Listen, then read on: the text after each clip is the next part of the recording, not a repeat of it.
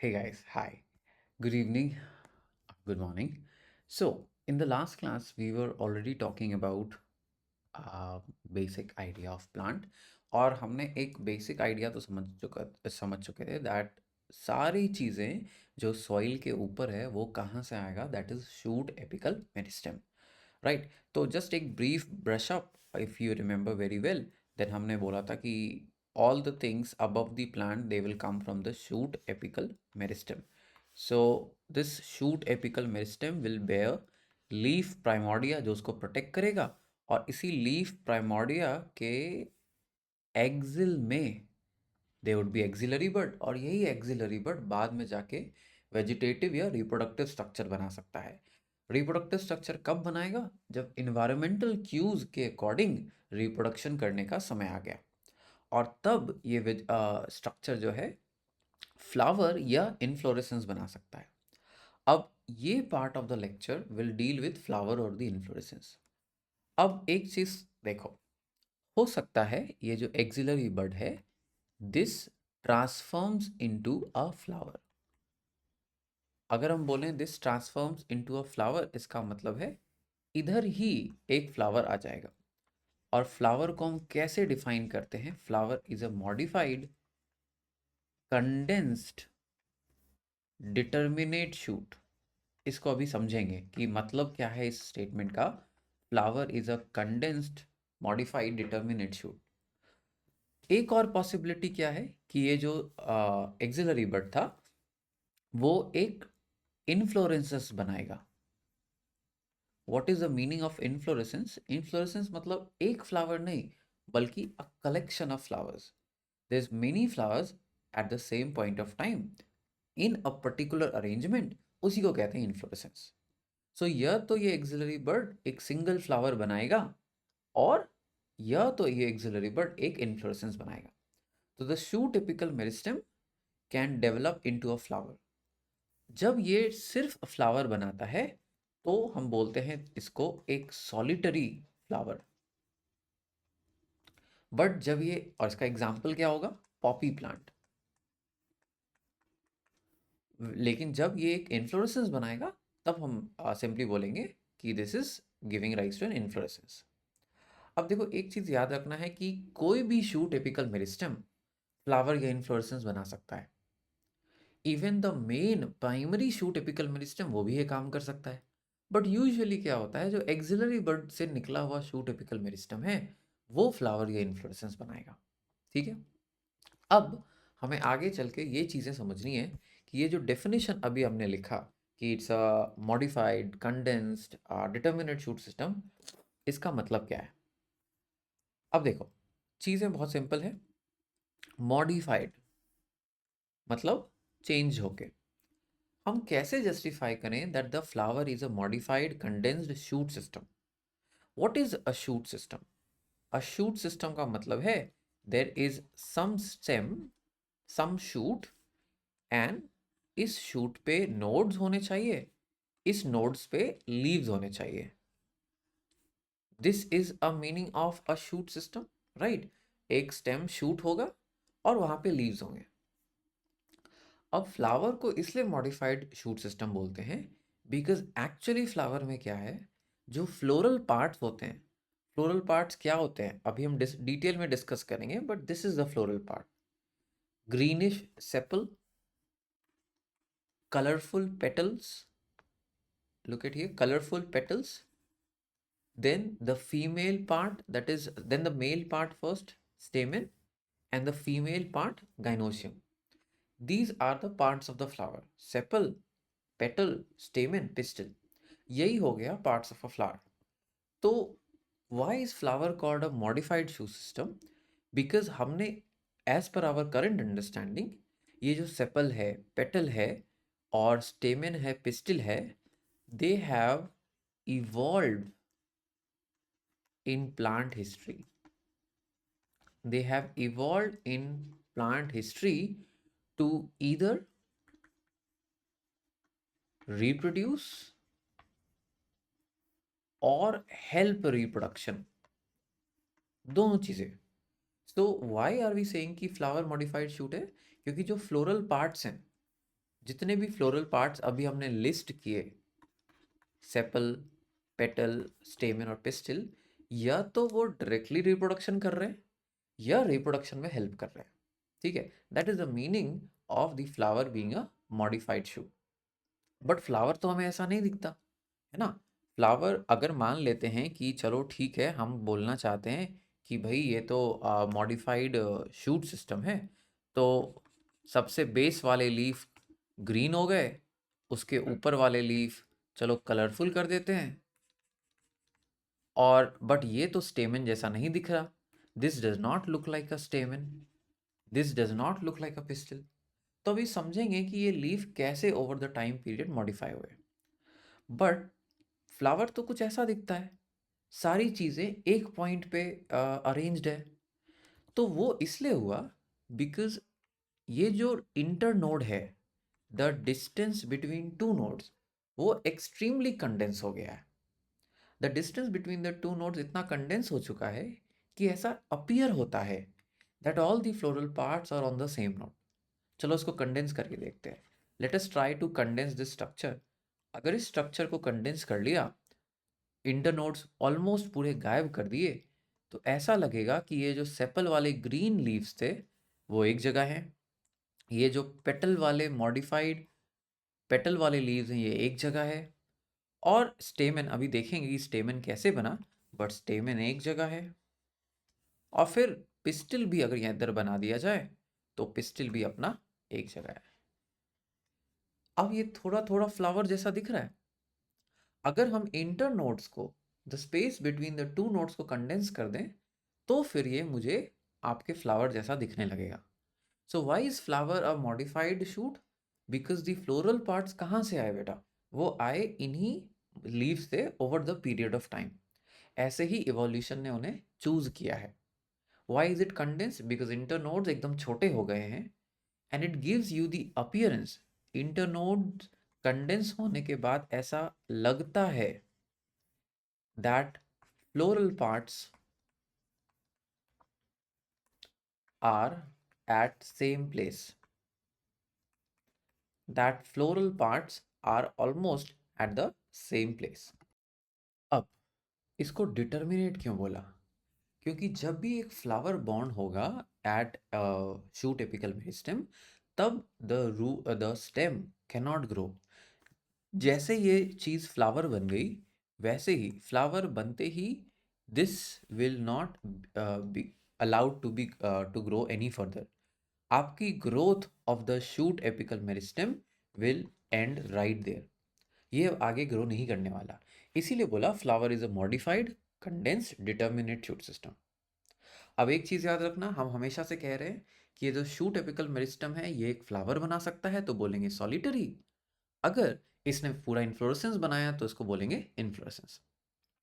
सो shoot apical में change to floral meristem. ठीक है, क्योंकि मेरिस्टेम क्यों? क्योंकि अभी पूरा ग्रो करना है, अभी नए स्ट्रक्चर्स बनाने हैं, तो मेरिस्टेम में ग्रो होगा। तो शूट एपिकल में चेंज टू फ्लोरल मेरिस्टेम तो फ्लावर बनाएगा, और इट में चेंज इनटू इनफ्लोरेसेंस मेरिस्टेम अगर उसे इनफ्लोरेसेंस बनाना है। ठीक है, तो डिपेंडिंग अपॉन क्या बनाना है, that is what they will make. Now let's get a brief overview of the parts of the flower. Flower के पार्ट्स का एक ब्रीफ ओवरव्यू हम देखते हैं। So we understand that first base से समझते हैं। फ्लावर के बेस पे लीफ लाइक स्ट्रक्चर्स हो सकते हैं। At the base of the flower leaf like structures हो सकते हैं, जिसको हम कहते हैं ब्रैक्ट। अब देखो ये याद रखना कि जहाँ भी एक्सिलरी बर्ड था, wherever there was axillary bud, उसके एक्सिल पे, उसके साइड पे क्या था? Leaf primordia. अब ये लीफ प्राइमोर्डिया लीफ ना बना के एक लीफ लाइक स्ट्रक्चर बनाया। That leaf like structure can be a bract. ठीक है, अब डिफरेंट फ्लावर्स में कभी कभी हम ब्रैक्ट्स को स्पेशल नाम देते हैं। क्या स्पेशल नाम दे सकते हैं समझेंगे आगे। But what is bract? It is a reduce leaf at the base of the flower. अब ब्रैक्ट के ऊपर क्या है? एक स्टॉक लाइक स्ट्रक्चर जो फ्लावर को हवा में होल्ड करता है। उस स्टॉक लाइक स्ट्रक्चर को हम बोल देंगे pedicel, right. But sometimes what happens, ये जो ब्रैक्ट की हम बात कर रहे हैं, ये ब्रैक्ट पेडिसल के बेस पे नहीं, पेडिसल के साइड से निकलेगा। अगर ये पेडिसल के साइड से निकलता है, यानी यहाँ नहीं निकल के अगर ब्रैक्ट इधर निकल गया, तो उसको हम बोलेंगे ब्रैक्टियोल। Is that clear? तो हो सकता है कि हम उसे ब्रैक्ट कहें अगर वो पेडिसल के बेस पे है, हो सकता है हम उसे ब्रैक्टियोल कहें अगर वो पेडिसल के साइड्स पे है।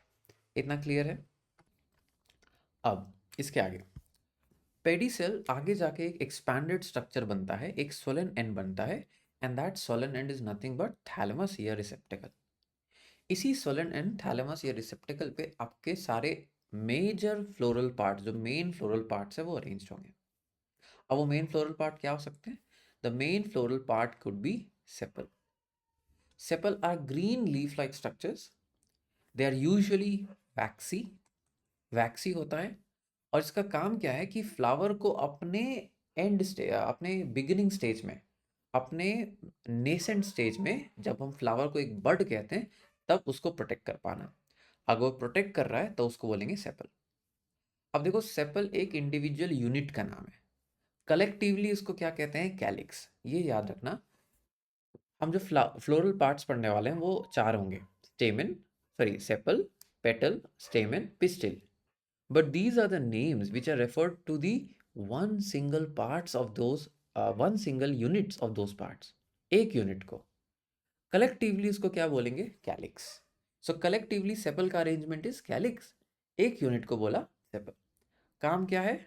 प्रोटेक्शन करेगा, और क्योंकि ग्रीन है तो भाई फोटोसिंथेसिस कर सकता है। Now next part is petal. Petal कैसा होता है भाई? कलरफुल और शुगरी और फ्रेग्रेंट होता है बहुत टाइम, हमेशा नहीं बट बहुत समय। क्या होगा? आपके पेटल्स कलरफुल होंगे, आप फ्रेग्रेंट होंगे, खुशबू देंगे। क्यों? ताकि ज़्यादा से ज़्यादा बीज या बर्ड्स उन पेटल्स की खुशबू से अट्रैक्ट होकर आए और फिर कलर देंगे। राइट, सो colourful, sugary, fragrant. Now petals को कलेक्टिवली हम क्या कहते हैं? कोरोला।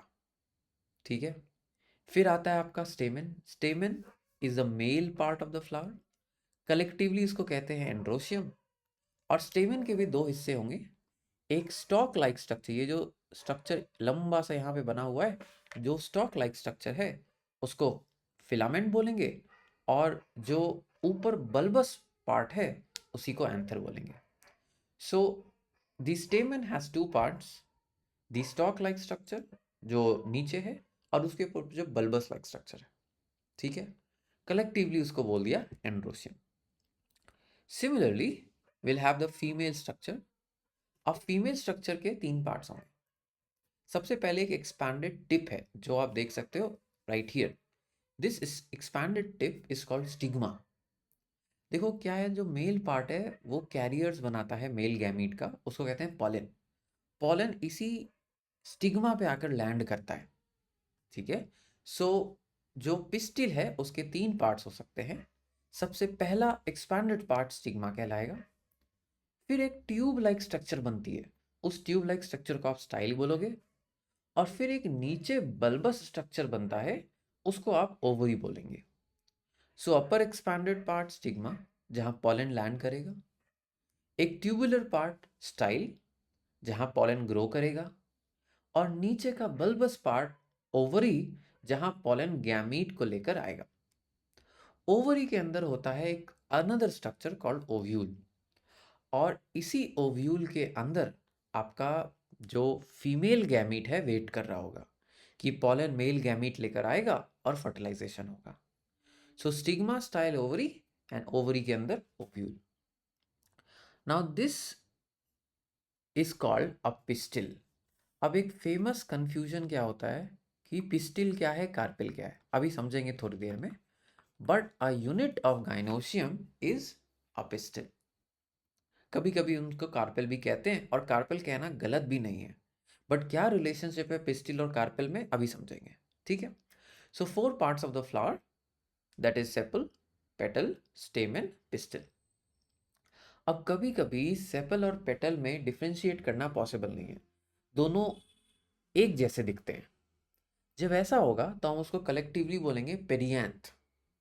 कलेक्टिवली उसको बोलेंगे पेरियांथ, और उसके यूनिट को हम बोलेंगे टेपल। जैसे कैलिक्स के यूनिट को बोला सेपल, कोरला के यूनिट को बोला पेटल, वैसे पेरियांथ के यूनिट को बोलेंगे टेपल। ठीक है, so these are the parts of the flower. अब आगे बढ़ने से पहले एक जस्टिफिकेशन की ज़रूरत है। क्या वो जस्टिफिकेशन होगा? देखो, ये एक्सप्लेन करना कि सेपल एक मॉडिफाइड लीफ है बहुत आसान है। लीफ भी ग्रीन होता है, सेपल भी ग्रीन होता है। इजी होता है रिलेट कर पाना। ये बोलना कि पेटल एक मॉडिफाइड लीफ है वो भी जस्टिफाइड है। क्यों? हमें पता है कि colour can be because of plastids. Sepal green थे क्योंकि उसके पास क्लोरोप्लास्ट वाला प्लास्टिड था। पेटल्स कलरफुल हो सकते हैं बिकॉज उनके पास क्रोमोप्लास्ट वाला प्लास्टिड होगा। मतलब इट्स सेंसिबल, मतलब ज़्यादा सोचना नहीं पड़ता कि ठीक है पेटल भी मॉडिफाइड लीफ है। बट स्टेमन को मॉडिफाइड लीफ है, ये कैसे जस्टिफाई करें? ये जस्टिफाई करने के लिए हमें उसके इवोल्यूशन के पास जाना होगा। अब इवोल्यूशन में अगर आपको याद हो, you have already talked about in the chapter plant kingdom about sporophylls. अगर आपको थोड़ा थोड़ा याद है तो हमने स्पोरोफिल्स की बातें की थी। What is sporophyll? Sporophyll was a leaf. इस लीफ के अंडर सरफेस पे स्पोरोफिल एक लीफ था जिसके अंडर सरफेस पे स्पोरेंजिया थे। स्पोरेंजिया क्या है? Spore producing structure. स्पोरेंजिया क्या था? It was nothing but spore producing structure. अब लेट अस इमेजिन एक stamen to have begun the development as a same thing. ये आपका लीफ था, दिस वॉज द लीफ। ये लीफ का एक्सपैंडेड पार्ट है जिसको हम लैमिना कहते थे। और इसी लीफ लैमिना के अंडर सरफेस पे आपके पास ऐसे स्पोर बेयरिंग स्ट्रक्चर्स स्पोरेंजिया है। अब क्या हुआ कि लीफ लैमिना की कोई ज़रूरत नहीं है क्योंकि स्पोर बेयरिंग स्ट्रक्चर्स के पास भी प्रोटेक्टिव वॉल थे। तो धीरे धीरे लैमिना रिड्यूस होता गया, but the lower part of lamina एक ट्यूब जैसा बनता गया और upper part of the lamina degenerate होता गया। तो एट द एंड हमारे पास क्या बना? ये जो स्पोर बेयरिंग स्ट्रक्चर्स थे, ये जो 4 स्पोरेंजिया हैं हमारे दोनों at both at one side, धीरे धीरे दे केम टुगेदर क्लस्टर्ड, एक जगह पे इकट्ठा हो गए और नीचे वाला जो पार्ट है वो बस एक ट्यूबुलर स्ट्रक्चर बनकर रह गया। तो इसी ट्यूबुलर स्ट्रक्चर को आपने फिलामेंट कह दिया और ऊपर का जो कलेक्शन ऑफ 4 स्पोरेंजिया था उसी को आपने एंथर कह दिया। तो जब स्टेमेन के इवोल्यूशन को समझते हैं तो उसको जस्टिफाई कर पाना हमारे लिए आसान हो जाता है कि हाँ भाई चलो ठीक है, मान लेते हैं स्टेमेन भी मॉडिफाइड लीफ है क्योंकि लीफ की शुरुआत हुई होगी as bearing sporangia on the under surface. धीरे धीरे लैमिना गायब हुआ होगा और नीचे वाला पार्ट फिलामेंट बन गया होगा। ये देखकर हम जस्टिफाई कर सकते हैं कि चलो स्टेमेन भी एक समय एक लीफ रहा होगा and over the period of time evolution के कारण वो स्टेमेन बन गया। अब सेम लॉजिक हमें कार्पेल के ऊपर भी लगाना है। अब कार्पेल की भी कहानी कुछ सिमिलर होगी। देखो, यहाँ भी सेम है। आपके पास लीफ लैमिना है, so this is nothing but this is your lamina. और लैमिना के अंडर सरफेस पे आपके पास क्या था? स्पोरेंजिया। अब यहाँ लैमिना गायब नहीं हुआ, यहाँ लैमिना कर्ल होने को आया। ठीक है, देखो ये आपका एल है, ये आपका टी है। टी मतलब हम क्रॉस सेक्शन देख रहे हैं। If this is the lamina, इसको काटा और ऊपर से देखा फ्रॉम द टॉप, तो अगर लैमिना को काट के ऊपर से देखा तो दिस इज दी स्पोरेंजिया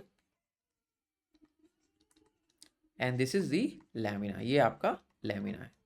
तो धीरे धीरे लीफ कर्ल होना शुरू हुआ, ये ऐसे कर्ल हो रहा है। You can see here the curling is happening, right. अब जो ये कर्लिंग स्ट्रक्चर है धीरे धीरे क्या करेगा? पूरा का पूरा स्पोरेंजिया दो स्पोर बेयरिंग स्ट्रक्चर को अंदर इनक्लोज कर लेगा। ठीक है, so this enclosement of the spore bearing structure gives rise to ovary. Flower का जो बेसल पार्ट क्या था? ये ओवरी था। ओवरी के अंदर ओव्यूल होता है, ओव्यूल के अंदर फीमेल गैमीट प्रोड्यूस होता है, राइट। और ये गैमीट एक्चुअली स्पोर से आता है। कैसे आता है हम देखेंगे थोड़ी देर में। ठीक है, सो ये जो इंडिविजुअल लीफ लाइक स्ट्रक्चर था वो कंप्लीटली कर्ल्ड हुआ और जो स्पोर बेयरिंग स्ट्रक्चर था उसको अपने अंदर छिपा लिया। इसी स्पोर बेयरिंग स्ट्रक्चर को आप ओव्यूल कहते हो और इसी ओव्यूल के अंदर फीमेल गैमीट भी प्रोड्यूस होता है। ठीक है, और ये जो आउटर वॉल बन गया ये बन गया आपका ओवरी। बट पूरा लीफ जब ऐसे कवर हो रहा था तो अपर पार्ट जो था वो लंबा हो गया। जो अपर पार्ट लंबा हो गया दैट फॉर्म द स्टाइल, और इसी स्टाइल का जो टिप था दैट रिमेन्ड एज स्टिग्मा। सो जो आपके पिस्टिल के 3 पार्ट्स हैं, stigma, style, ovary, this is how they have come from a leaf. कुछ इस तरीके से वो लीफ से होकर आए। अब पिस्टिल और कार्पल का रिलेशनशिप क्या है ये समझना बहुत ज़रूरी है। देखो, पिस्टिल क्या है, it could be made up of one carpel और मल्टीपल कार्पेल्स।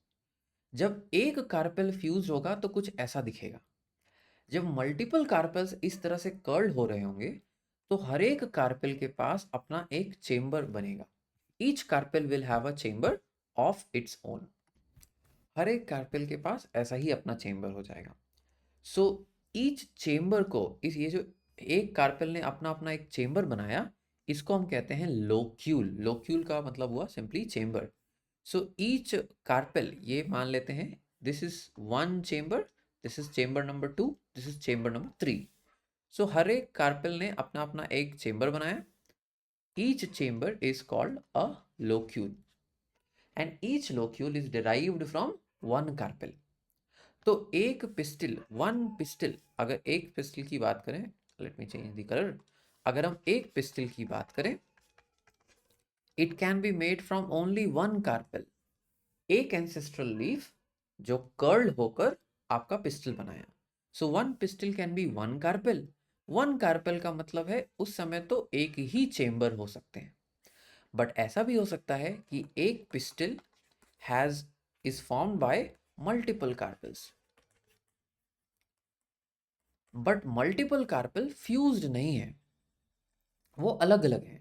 तो हर एक carpel is forming its own pistil और its own stigma, style, ovary. जब हर एक कार्पेल अपना own stigma,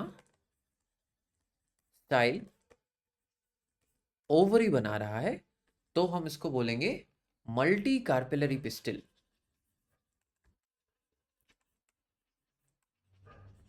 and apocarpous. Apocarpous क्यों बोला? क्योंकि कोई फ्यूजन नहीं है। जो स्टिग्मा, स्टाइल और ओवरी है उनमें कोई फ्यूजन नहीं है।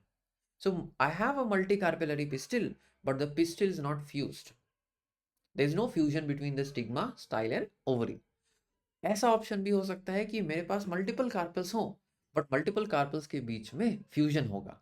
अगर फ्यूजन होगा, इफ वी हैव फ्यूजन, अगर हम बता देते हैं कि अगर फ्यूजन है तो उसको बोलेंगे सिन कार्पस ओवरी और syncarpous pistil. So my pistil could be monocarpellary, single carpel, it could be multi carpellary, multiple carpels. Multiple carpels हो सकता है फ्यूज हो जाए, सिन कार्पस हो सकता है अलग अलग रहें, तो एपोकार्पस। ठीक है, अब आई होप आप जस्टिफाई कर सकते हो कि आपका जो फ्लावर है that is a modified shoot. क्यों? क्योंकि अब हमने जस्टिफाई कर दिया कि देखो सेपल, पेटल, स्टेमेन, पिस्टिल जो भी है ये सारे के सारे मॉडिफाइड प्लांट पार्ट्स हैं। अब आते हैं कुछ टर्म्स जो हमें कभी कभी कंफ्यूज करते हैं। Incomplete flower, complete flower. Complete flower यानी जो प्लांट के ये चारों पार्ट्स हैं, चारों होल्स हैं, ये चारों प्रेजेंट हैं। अब प्लांट पार्ट्स को होल्स क्यों कहा? क्योंकि वो कंसेंट्रिक फैशन में, circular fashion with a common centre, उसी को बोलते हैं कंसेंट्रिक, सर्कुलर फैशन में अरेंज होते हैं, इसीलिए बोलते हैं उसको होल। सो प्लांट फ्लावर पार्ट अगर चारों के चारों प्रेजेंट है तो बोलेंगे कंप्लीट फ्लावर। अगर एक भी पार्ट मिसिंग है, if even one of them is missing, तो बोलेंगे इनकम्प्लीट फ्लावर। अब इनकम्प्लीटनेस क्यों है? क्या कोई सेक्सुअल पार्ट गायब है? अगर सेक्सुअल पार्ट गायब है तो बोलेंगे इम्परफेक्ट फ्लावर। सेक्सुअल पार्ट क्या था? स्टेमन या pistil. So if any sexual whorl is missing then will say it's a imperfect flower. If both sexual parts are present, कुछ और मिसिंग होगा तो बोलेंगे perfect flower. सो परफेक्ट मतलब both the sexual parts are present, imperfect मतलब कम से कम एक सेक्सुअल पार्ट तो मिसिंग हो। अब सेक्सुअल पार्ट कौन सा मिसिंग है? अगर स्टेमेन प्रेजेंट है, पिस्टिल मिसिंग है, तो बोलेंगे स्टैमिनेट फ्लावर। अगर पिस्टिल है, स्टेमन गायब है, तो बोलेंगे पिस्टिलेट फ्लावर। सो जो भी प्रेजेंट है उसके नाम पे फ्लावर का नाम दे देंगे। So imperfect flower could be staminate और पिस्टिलेट फ्लावर। अब देखो, ये तो थी ऊपर से। अब इस सेम फ्लो चार्ट को नीचे से देखो। जब हम प्लांट स्पीशीज की बात कर रहे हैं, फ्लावर की नहीं, प्लांट स्पीशीज की बात कर रहे हैं, तो हम कह सकते हैं ये स्पीशीज मोनोशियस है, डायोशियस है। मोनो मतलब वन, एंड मोनोशियस का मतलब है इस प्लांट के लाइफ में, इस स्पीशीज के लाइफ में एक ही तरह के इंडिविजुअल्स हैं, दो तरह के इंडिविजुअल्स नहीं है।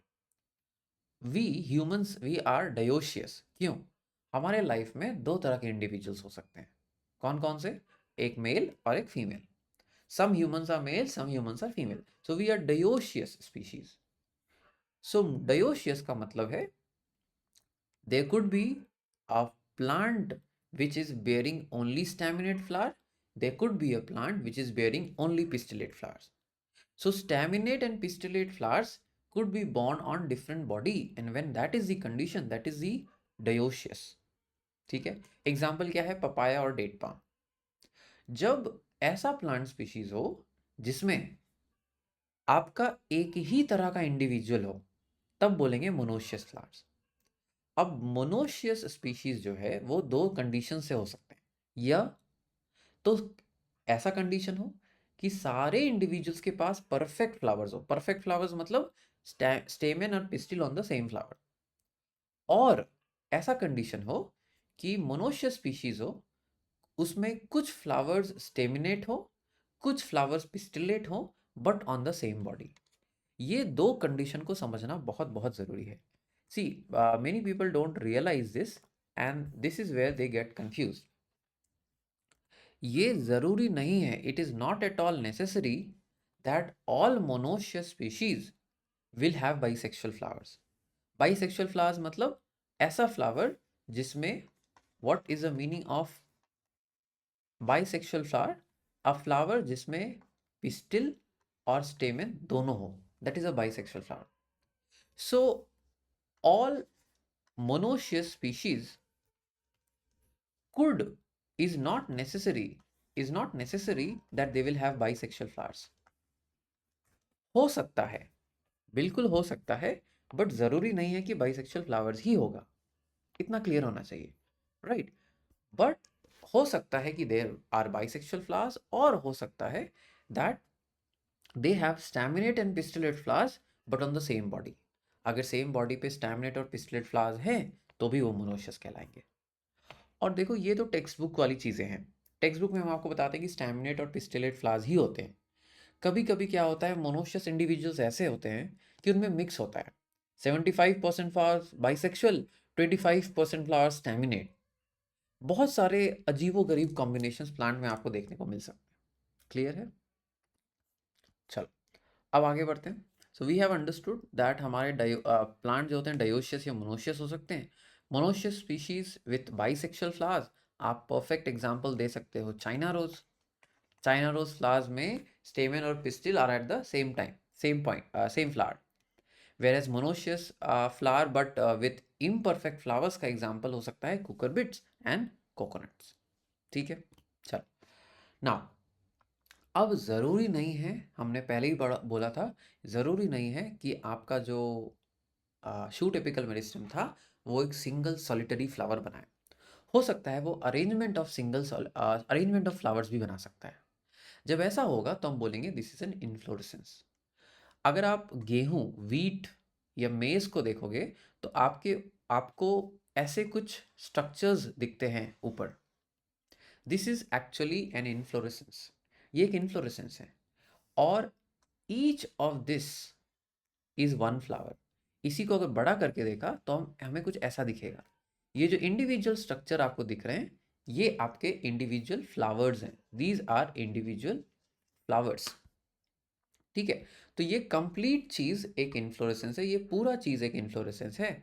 और उसके इंडिविजुअल यूनिट्स जो आपको रेपिटेशन में दिख रहे हैं वो आपका फ्लावर कहलाएगा। Is that clear? जब पूरा चीज is inflorescence and the individual thing is the flower. ठीक है। सॉलिटरी फ्लावर का एग्जांपल पॉपी एनसीईआरटी का एग्जांपल है, you need to remember that. अब फ्लावर का पोजीशन कहाँ हो सकता है? Axillary, terminal, कॉलीफ्लोरस। एक्सिलरी का मतलब है कि आपका जो इन्फ्लोरेसेंस है वो एक्सिल में आया, right, axil of the stem. Terminal भी हो सकता है, दैट मीन्स ब्रांच का टिप ही फ्लावर बना ले। या सो एक्सिलरी मतलब ये जो, अगर मान ले, देखो यहाँ पे कंफ्यूज नहीं होना है। एक्सिलरी का मतलब if this is a main stem, यहाँ पे फ्लावर आ गया, और if this is a main stem, this is a branch, इस ब्रांच के एक्सिल में फ्लावर आ रहे हैं, ये भी पॉसिबल है। ठीक है। सो एक्सिलरी मतलब simple means it's the axil of the branch and the nearest vegetative leaf. ठीक है। टर्मिनल का मतलब है that the main stem terminates into flower और मेन स्टेम का ब्रांच टर्मिनेट्स इनटू फ्लावर। ठीक है। सो टर्मिनल शूट जहां पे भी आपका फ्लावर बनाएगा दैट इज टर्मिनल। कॉलीफ्लोरस का मतलब है directly on the wooden trunk, यहीं पे फ्लावर बना लिया। Okay, directly on the wooden trunk, that is कॉलीफ्लोरस।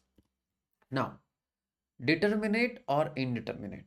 Determinate का मतलब है the shoot typical meristem bond the flower and वहीं पे ग्रोथ बंद हो गई, that is a determinate inflorescence. Indeterminate का मतलब है जो फ्लावर्स होते हैं वो कभी भी शूट टिपिकल मेरिस्टेम के टिप पर नहीं आएंगे, that will always be on the sides, हमेशा साइड्स पे आएंगे, एक्सिल पे आएंगे, so that the main stem keeps on growing. Okay, so the apical meristem of the primary inflorescence axis does not develop into the flower. Apical meristem का जो primary axis है वो ऊपर ग्रो करता रहेगा और फ्लावर जो होगा वो साइड्स में आएंगे। इसीलिए बोला inflorescence development could be determinate और इनडिटर्मिनेट। अब इस तरह के चीज़ों को हम रेसिमोज और साइमोज भी कहते हैं। अब रेसिमोज क्या है, साइमोज क्या है, पिक्चर से समझते हैं। देखो आप सिंपल टर्म में क्या, this is how I remember it and you can use your own logic as well, that's fine too. Racemose races, cymose stops, ऐसे मैं इसे याद रखता हूँ। Racemose continue to race, why? Because racemose के tip पर there is the shoot apical meristem protected by leaf primordia. Racemose continue करते रहेगा ग्रो में, और फ्लावर्स कहाँ आएंगे? साइड्स में। ठीक है। अब फ्लावर्स अगर साइड्स में आ रहे हैं तो पुराने फ्लावर्स हमेशा बॉटम पे रहेंगे, नए फ्लावर्स हमेशा टॉप पे रहेंगे। So racemose can be, racemose में flowers could be at the bottom, big older flowers at the bottom, newer younger flowers on the top. This is called acropetal succession. इसी को हम कहते हैं एक्रोपीटल सक्सेशन। बोले तो बड़े पुराने फ्लावर्स नीचे, नए छोटे फ्लावर्स ऊपर। This is racemose inflorescence. साइमोस inflorescence क्या है? मेन एक्सिस टर्मिनेट कर गया, मेन एक्सिस जो है अब टर्मिनेट कर चुका है, they will not yield any more flowers. तो सबसे पुराने और बड़े फ्लावर्स आपको ऊपर दिखते हैं और नीचे छोटे फ्लावर्स आपको साइड में दिखेंगे। बेसी पीटल सक्सेशन, ऊपर से नीचे ग्रोथ हो रही है, नीचे से ऊपर ग्रोथ हुआ एक्रोपीटल, ऊपर से नीचे ग्रोथ हो रही है बेसीपीटल, बेस की तरफ, एक्रोपीटल टिप की तरफ। सो एक्रोपीटल सक्सेशन जब होगा तो रेसिमोस कहेंगे, और बेसीपीटल सक्सेशन जब होगा तो आप उसे साइमोस कहेंगे। सो रेसिमोस मीन्स टिप ने कंटिन्यू करना है ग्रोथ, वाई? क्योंकि tip will still bear the shoot apical meristem और साइड्स में फ्लावर्स आएंगे। साइमोस में क्या है? Tip has stopped growing, flower होके, और नए फ्लावर्स नीचे ब्रांचेस में आ रहे हैं। ठीक है। So this is a basic idea about inflorescence and basic idea about flower and its parts. Next में we'll go into the details of the flower structure. We'll talk about sepal, sepal का condition, petal, petal की condition, stamen के condition, pistil के conditions in detail. अब आपको एक चीज़ और समझने की ज़रूरत है। देखो यहाँ हमने रेसिमोस साइमोस बोल के ही इस टॉपिक को ख़त्म किया है। कई बुक्स में आपको इसके टाइप्स मिलते हैं। ठीक है, raceme, panicle, spike, corymb, etcetera etcetera, there is no need to remember all of this. ठीक है, उन चीज़ों को याद रखने की कोई ज़रूरत नहीं है। ठीक है, there is no need to remember all of that, हम नहीं पूछेंगे, अब नीट में नहीं पूछते। पुराने नीट में और एम्स का जब समय था, AIPMT का जब समय था, तब पूछते थे, अब नहीं पूछते। अब रेसिमोस साइमोस ही समझना काफ़ी होगा आपके लिए। ठीक है, so in the next class will start with the individual parts of the flower. Once again नीचे से शुरुआत करेंगे, bract, pedicel, peduncle etcetera, these terms को समझेंगे और सेपल्स पेटल्स को डिटेल में समझेंगे। ठीक है, so see you in next class, and don't forget to attempt the tests are on the website. um, Book is already available on Amazon, you can buy it from there if you need. And thank you, take care.